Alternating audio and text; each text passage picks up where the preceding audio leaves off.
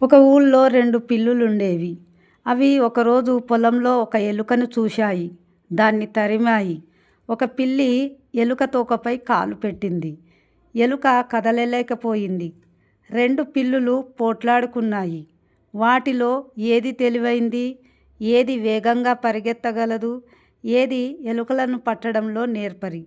ఎలుకను నేనే పట్టుకున్నాను చూడు. దాని తోక మీద కాలు పెట్టాను. అది కదలలేదు. ఎలుకల్ని పట్టడంలో నేనే నేర్పరిని అన్నదొక పిల్లి. లేదు లేదు, నీకంటే నేనే తెలివైన దాన్ని. నేనే వేగంగా పరిగెత్తగలను. నేనే ఎలుకల్ని బాగా పట్టగలనని అమ్మకు చెప్తా అంది రెండో పిల్లి. ఇలా 2 వాదించుకుంటున్నాయి.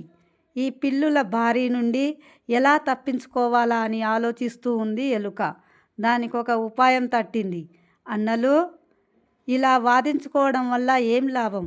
మీలో ఎవరి వేగం ఎక్కువో పరుగు పందెం పెట్టి తేల్చుకోవచ్చు. భలే ఆలోచన అందొక పిల్లి. నాకు ఇష్టమే అంది రెండో పిల్లి. అయితే ఈ పొడగాటి చెట్టు దాకా పరిగెత్తి తిరిగి రండి. ఎవరు ముందు వస్తే వాళ్ళు నన్ను తినవచ్చు. ఇంటికి వెళ్ళి మీ అమ్మకు తమ గొప్పతనం చెప్పుకోవచ్చు అంది ఎలుక. తెలివి తక్కువ పిల్లులు పందెం మొదలుపెట్టాయి. అవి చెట్టు వైపు పరిగెత్తుతూ ఉంటే ఎలుక త్వరగా పరిగెత్తి తన కలుగులో దాక్కుంది.